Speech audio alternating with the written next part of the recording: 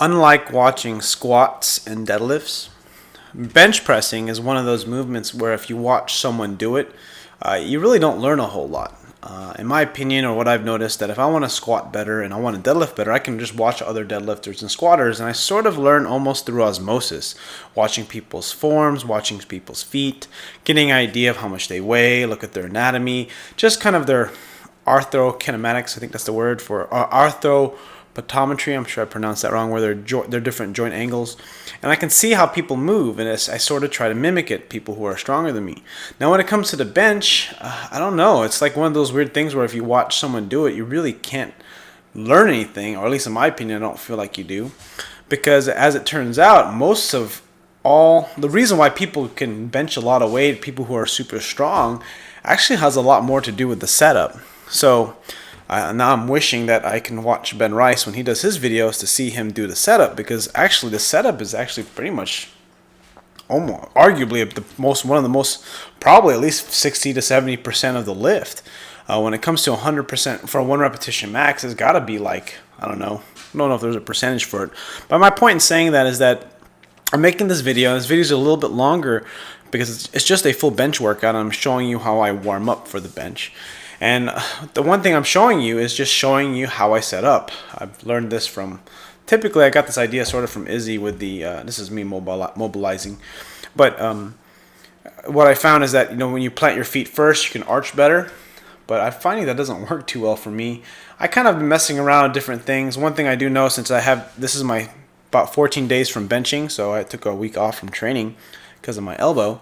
And what I found is that it didn't really help a ton.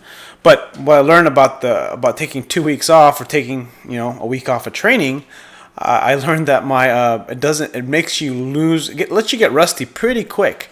Like if I'm looking back at this workout and watching some of these warm-up sets, there are two things I wasn't doing. I wasn't arching hard enough, and I couldn't find the right placement for my upper back. Whereas 2 weeks ago, I was in the groove, I was ramping up, and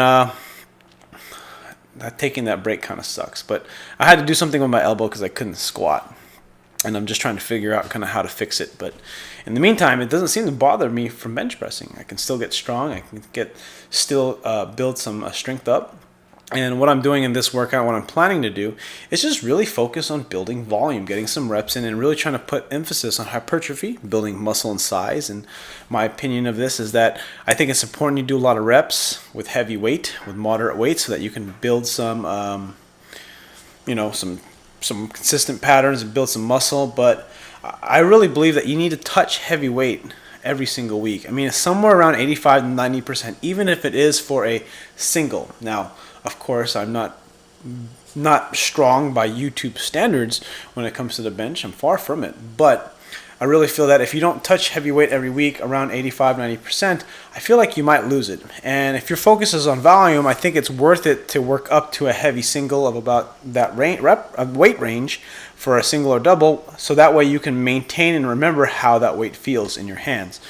And I think for the bench press, it's kind of even more important, because I feel like you can get misgrooved easily, or at least that's what I find.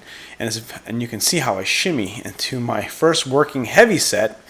And I find that, I don't know if that really works, but you can kind of see how I didn't pause because I panicked. That's another thing too, why you should touch heavy weight for pauses when you're, especially for competition bench, is that you got to be able to be confident and patient, because here I pause better. Actually, that was actually a pretty good pause.